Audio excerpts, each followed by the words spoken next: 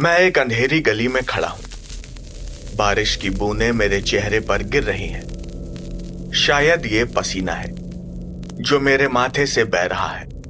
सच कहूं तो मुझे खुद नहीं पता। मेरे फेफड़े हवा के लिए छटपटा रहे हैं और दिल ऐसे धड़क रहा है जैसे पसलियां तोड़कर बाहर निकल आएगा। मैं अपनी कांपती हुई उंगलियों को देखता हूं जिन पर किसी और का खून लगा है, गाढ़ा, लाल, चिपचिपा। ये मेरा नहीं है। लोग कहते हैं कि हमारी रगों में खून दौड़ता है, ये हमें जिंदा रखता है, ताकत देता है। लेकिन उस रात के बाद मेरी रगों में खून नहीं, खौफ दौड़ता है और एक कभी ना खत्म होने वाली प्यास। एक ऐसी प्यास जो मुझे धीरे धीरे इंसान से हैवान बना रही है।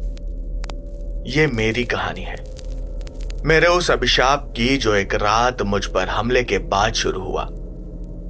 एक ऐसा हमला जो मुझे एक ऐसी दुनिया में खींच लाया जिसके वजूद पर शायद ही कोई यकीन करेगा।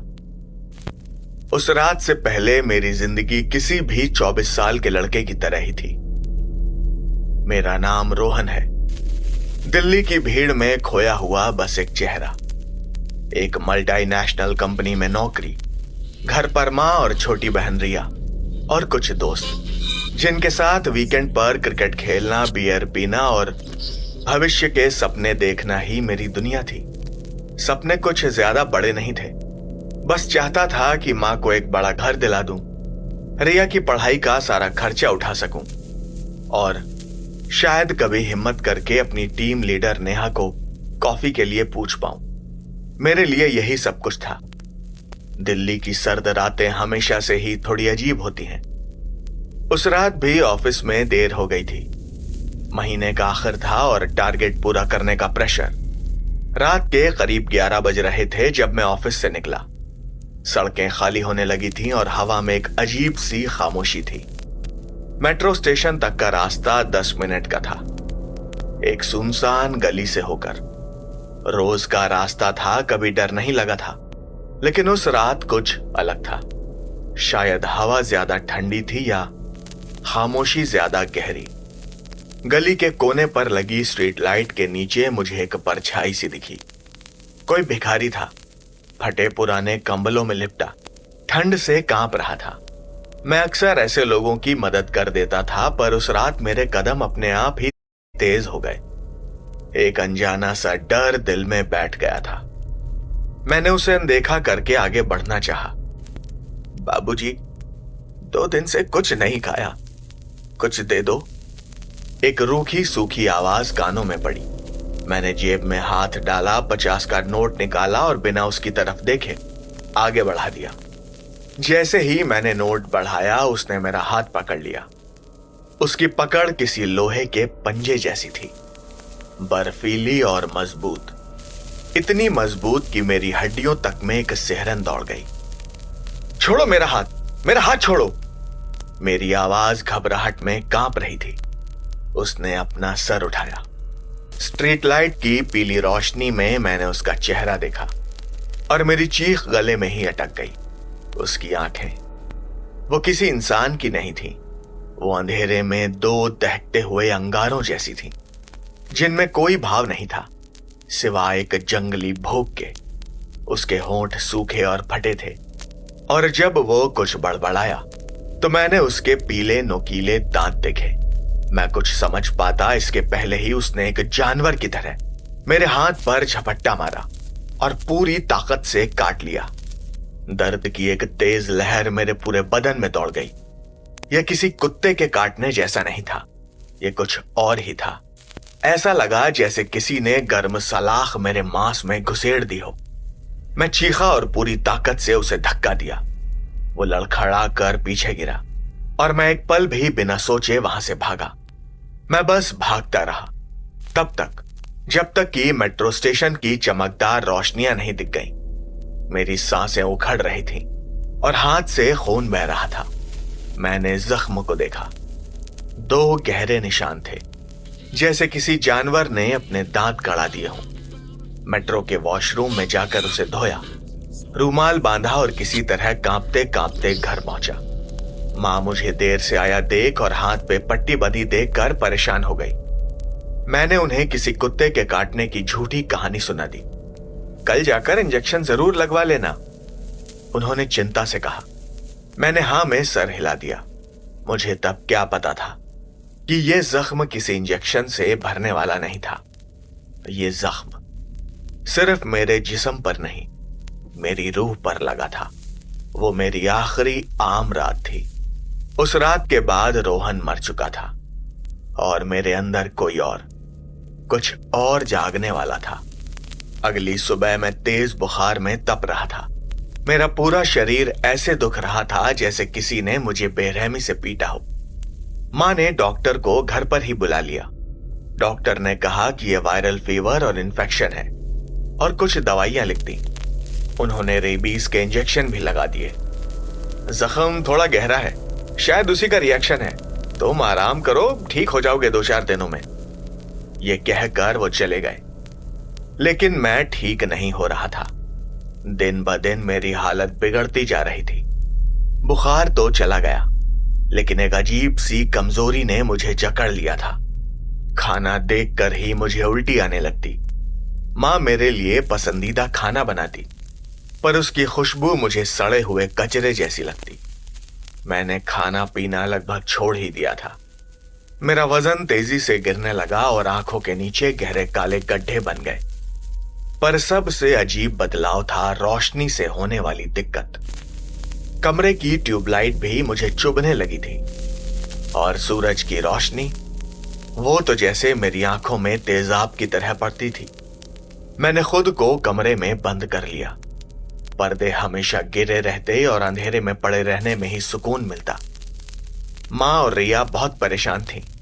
रोहन, तुझे क्या हुआ है? तू ऐसा क्यों कर रहा है? रिया मेरे कमरे में आकर पूछती। मैं उसे क्या बताता?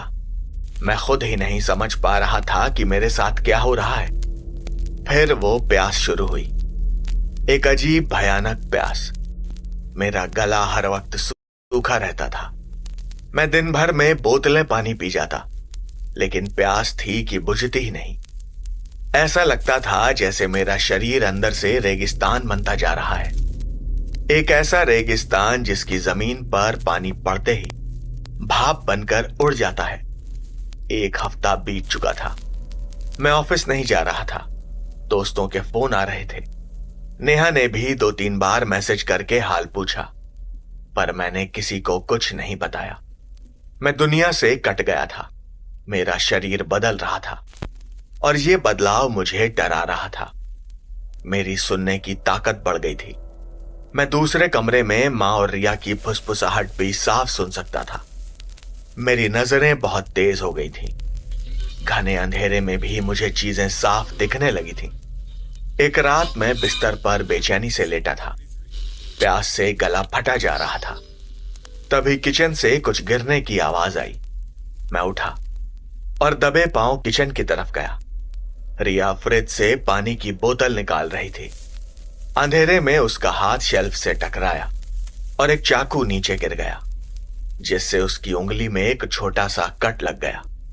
वो हल्के से सिसकी और अपनी उंगली मुंह में रख ली, लेकिन खून की एक बूंद फर्श पर टपक चुकी थी। तभी मुझे वो गंध आई, खून की गंध। वो किसी परफ्यूम या खाने की खुशबू जैसी नहीं थी, वो कुछ और ही थी। वो मेरे नथुनों से होती हुई सीधे मेरे दिमाग में पहुंची और पूरे जिस्म में एक करंट की तरह दौड़ गई। मेरी प्यास अचानक 1000 गुना बढ़ गई। मेरे मुंह में पानी भर आया, पर यह पानी की प्यास नहीं थी, ये खून की प्यास थी। मेरी आंखें फर्श पर पड़ी उस छोटी सी बूंद पर जम गई। मेरा दिल जोर जोर से धड़कने लगा। मेरा पूरा शरीर कांप रहा था। मेरा एक एक हिस्सा चीख रहा था, भाग जा यहां से रोहन, यह गलत है। लेकिन मेरा दूसरा एक जंगली हिस्सा मुझे उस बूंद की तरफ खींच रहा था। मैं अपनी बहन के खून के लिए तरस रहा था। यह एहसास इतना भयानक था कि मैं सिहर उठा। मैं बिना एक शब्द कहे वापस अपने कमरे की तरफ भागा। और दरवाजा अंदर से बंद कर लिया। मैं फर्श पर बैठ गया और अपने घुटनों में सर छिपाकर रोने लगा। मैं क्या बनता जा रहा था? ये कौन सा जानवर मेरे अंदर जाग रहा था? उस भिखारी का चेहरा, उसकी वो दहकती आंखें मेरे दिमाग में घूमने लगी। मैंने अपना लैपटॉप खोला और कांपते हाथों से गूगल पर उल्टा सीधा सर्च करना शुरू किया। जानवर के काटने से इन्फेक्शन, रोशनी से डर, खाने से नफरत, खून की प्यास। सैकड़ों रिजल्ट सामने आए। ज्यादातर मेडिकल वेबसाइट्स थीं, जिनमें रेबीज और दूसरे इन्फेक्शन का जिक्र था। पर मैं जानता था कि ये रेबीज नहीं है, ये कुछ और है, कुछ बहुत पुराना, डरावना और भयानक। मैं स्क्रॉल करता रहा और फिर एक लिंक पर मेरी नजर पड़ी। ये किसी पुराने ब्लॉग की पोस्ट थी। अंधेरों की दंत कथाएं, रक्त पिशाचों का सच। मैंने कांपते हुए उस पर क्लिक किया। उसमें लिखी बातें किसी फैंटेसी नॉवेल जैसी थीं, पर मेरे लक्षण वो सारे उससे मिल रहे थे। अलौकिक शक्ति, तेज इंद्रियां, सूरज की रोशनी से जलन और खून की कभी ना खत्म होने वाली प्यास। क्या मैं एक वैम्पायर बन रहा था? इस ख्याल पर तो मुझे हंसना चाहिए था, पर कमबख्त रोना आ रहा था। मैंने लैपटॉप बंद कर दिया। नहीं, यह सच नहीं हो सकता। यह सब मेरे दिमाग का फितूर है। मैं बस बीमार हूं। लेकिन जब मैंने शीशे में अपनी शक्ल देखी तो मेरा दिल बैठ गया। मेरी आंखें वो मेरी नहीं थी। पुतलियों के चारों ओर एक हल्का सा लाल घेरा बनने लगा था। और जब मैंने डर से अपने होंठ भींचे तो मैंने देखा कि मेरे कैनाइन दांत, वही नुकीले वाले दांत, हल्के से लंबे हो गए थे। ज्यादा नहीं, बस इतने कि ध्यान से देखने पर पता चल जाए। मैं अपने ही आंख से डर कर पीछे हट गया। उस रात मुझे नींद नहीं आई। मैं बस अपने कमरे के अंधेरे में बैठा, अपने अंदर जागते उस हैवान की गुर्राहट को सुनता रहा और उस भयानक प्यास से लड़ता रहा जो मुझे पागल किए जा रही थी। मुझे पता था अगर मैंने जल्द ही कुछ नहीं किया तो मैं किसी अपने को ही नुकसान पहुंचा दूंगा। अगले कुछ दिन नर्क से कम नहीं थे। मैंने खुद को कमरे में पूरी तरह कैद कर लिया था। मैं माँ और रिया से नजरें चुराता, इस डर से कि कहीं मेरी आंखों में उन्हें वो दरिंदगी न दिख जाए जो मुझे खुद शीशे में दिखती थी। प्यास अब बर्दाश्त के बाहर थी। मेरा शरीर कमजोर हो रहा था, लेकिन मेरी इंद्रियां हर पल तेज होती जा रही थीं। मैं पड़ोस के घर में चल रहे टीवी की आवाज सुन सकता था। सड़क पर चलते लोगों की सांसों की आहट को महसूस कर सकता था। और सबसे भयानक, मैं उनकी रगों में दौड़ते खून की धीमी गंध को महसूस कर सकता था। मेरा दिमाग एक जंग का मैदान बन गया था। एक तरफ मेरा ज़मीर था जो मुझे इंसान बने रहने को कह रहा था। दूसरी तरफ एक वहशी भूख थी जो कह रही थी कि अगर जिंदा रहना है तो शिकार करना ही होगा। एक रात मैं इस घुटन से तंग आकर घर से बाहर निकल गया। रात के 2 बज रहे थे। दिल्ली की सड़कें जो दिन में इंसानों का समंदर होती हैं, रात में एक कंक्रीट का वीरान जंगल लगती है।